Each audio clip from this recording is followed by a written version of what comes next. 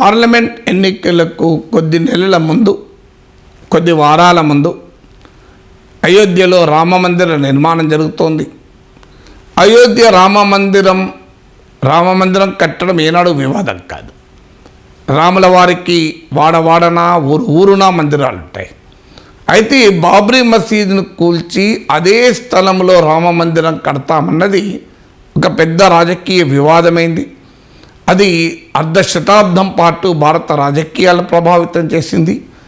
మరీ ముఖ్యంగా గత 3 దశాబ్దాలలో భారత రాజకీయాల్ని అత్యధికంగా ప్రభావితం చేసిన అంశంగా మిగిలింది. కానీ చివరకు సుప్రీంకోర్టు తీర్పుతో ఈ వివాదం ముగిసింది అని ఒక రకంగా రామ మందిర నిర్మాణానికి పరిస్థితులు సుగమమయ్యాయి. సుప్రీంకోర్టు తీర్పు పైన భిన్నాభిప్రాయాలు ఎవరికున్నా, అభ్యంతరాలు ఎవరికున్నా, భారతదేశంలో అత్యున్నత న్యాయస్థానం కనుక ముందుగా హామీ ఇచ్చినట్లే సుప్రీంకోర్టు ఇచ్చిన తీర్పుకు అందరూ కట్టుబడి ఉన్నారు.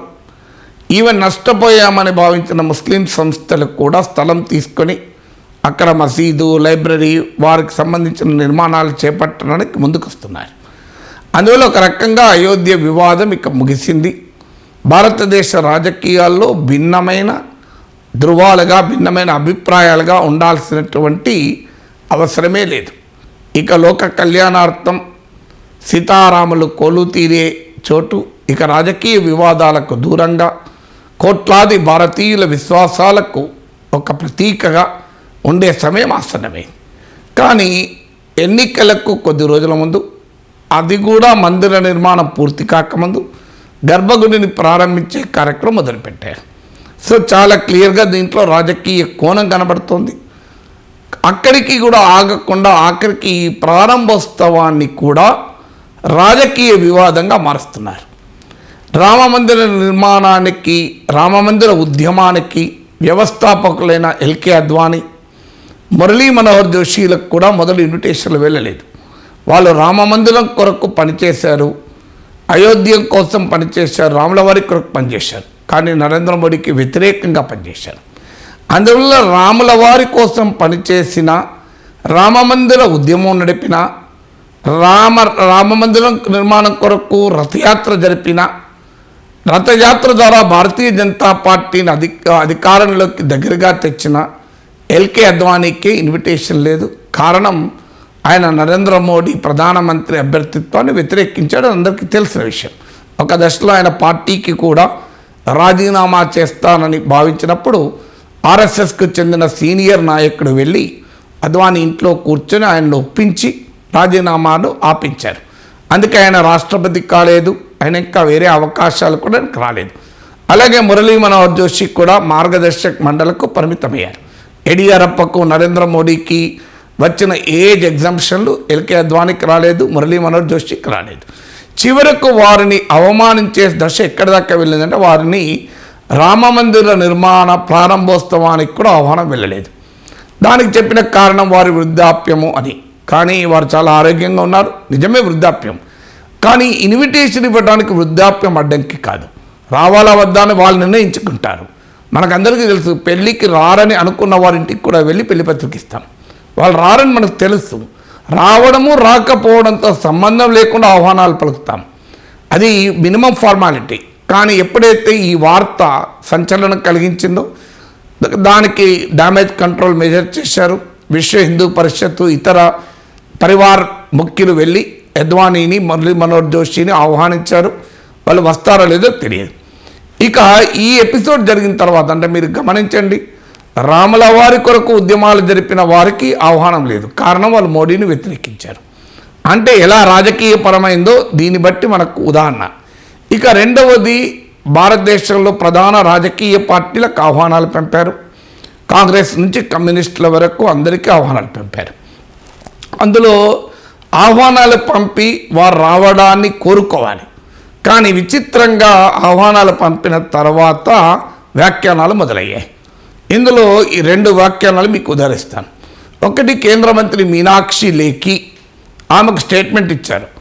శ్రీరామచంద్రుని ఆహ్వానము పొందిన వారు మందిర ప్రారంభోత్సవానికి వస్తారు, లేకపోతే మిగిలిన వారు రారు అని ఒక వ్యాఖ్యానం చేశారు. అంటే అర్థం ఏంటి? రామ మందిర ప్రారంభోత్సవానికి ఎవరైతే రారో వారు రాముల వారి ఆహ్వానాన్ని పొందని వారు, వారికి రాముల వారి ఆహ్వానము లేదు, వారికి శ్రీరాముని కటాక్షము లేదు అని ఒక నరేటివ్ బిల్డ్ చేశారు. ఇక మహారాష్ట్ర ఉప ముఖ్యమంత్రి దేవేంద్ర ఫడ్నవీస్ ఆయన స్టేట్మెంట్ ఇచ్చాడు. గతంలో రామమందిర విషయంలో బీజేపీని విమర్శించిన వారు ఇప్పుడు రండి, మీకు దివ్యమైన భవ్యమైన రామమందిరాన్ని చూపిస్తాం అంటూ వాళ్ళు స్టేట్మెంట్ ఇచ్చారు. అంటే వస్తే చూడు, మీరు గతంలో వ్యతిరేకించారు, ఇప్పుడు చూడండి అని వాళ్ళను ఇబ్బందులు పెడతారు. రాకపోతే మీకు రాముల వారి ఆహ్వానం లేదని అలా ఇబ్బంది పెడతారు.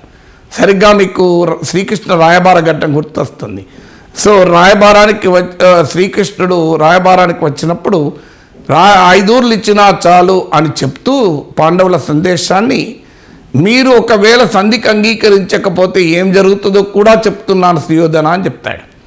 ఆ తర్వాత సుయోధనుడు అంటాడు, ఇప్పుడు మీరు నన్ను సంధికి అంగీకరించమన్నట్లా అంగీకరించద్దన్నట్లా? సంధికి అంగీకరిస్తే భయపడి సంధికి అంగీకరించని వాడైతాను, సంధికి అంగీకరించకపోతే పినతండ్రి బిడ్డలకు 5 ఊర్లు కూడా ఇవ్వని నిర్దయ కలిగిన వ్యక్తిగా మారతాను. అంటే అలా అయినా ఇలా అయినా మీరు నన్ను బ్లేమ్ చేస్తున్నారు కదా అంటాడు దుర్యోధనుడు. సరిగ్గా ఇప్పుడు కూడా ప్రతిపక్షాలను భారతీయ జనతా పార్టీ ఇరకాటంలో పెట్టింది.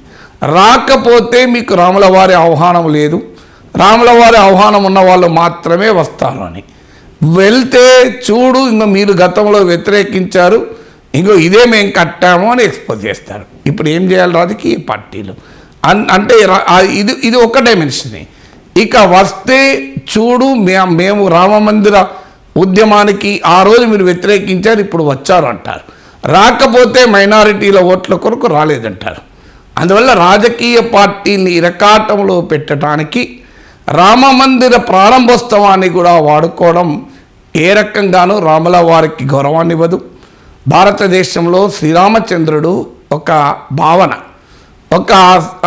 ఒక రకమైన భారతీయ సాంస్కృతిక భావన, అనేక రకాల ఉన్నత లక్షణాలు కలిగిన మర్యాద పురుషోత్తముడు. అలాంటి మర్యాద పురుషోత్తముని మందిర నిర్మాణం ఏనాడు కూడా వివాదం కాదు. వివాదమైంది రాముల వారి కోసం కాదు, వివాదమైంది రాజకీయం కొరకు వివాదమైంది. అందువల్ల దాన్ని రాజకీయం చేయడాన్ని వ్యతిరేకించారు తప్ప రాముని గుడి కడతామంటే ఈ దేశంలో ఎవడైనా వ్యతిరేకిస్తాడా? సో అక్కడే కడతాను, దాన్ని అక్కడున్న కట్టడాన్ని కూల్చి కడతాను, దాన్ని నేను రాజకీయ ఆయుధంగా వాడతాను, ఆ తర్వాత దాన్ని ఇతర వాటికి కూడా కంటిన్యూ చేస్తాను. ఇదొక రాజకీయ పోలరైజేషన్కు ఉపయోగించుకోవడాన్నే పార్టీలు వ్యతిరేకించాయి, సంస్థలు వ్యతిరేకించాయి. సో చివరకు ఆ వివాదము సుప్రీంకోర్టు తీర్పుతో ముగిసి దివ్యమైన భవ్యమైన రామమందిర నిర్మాణం జరిగిన తర్వాత కూడా చివరకు ఆ దేవదేవుని గర్భగుడి ప్రారంభోత్సవానికి కూడా రాజకీయాలు చేస్తుంటే రామభక్తులకు ఆవేదనే మిగులుతుంది.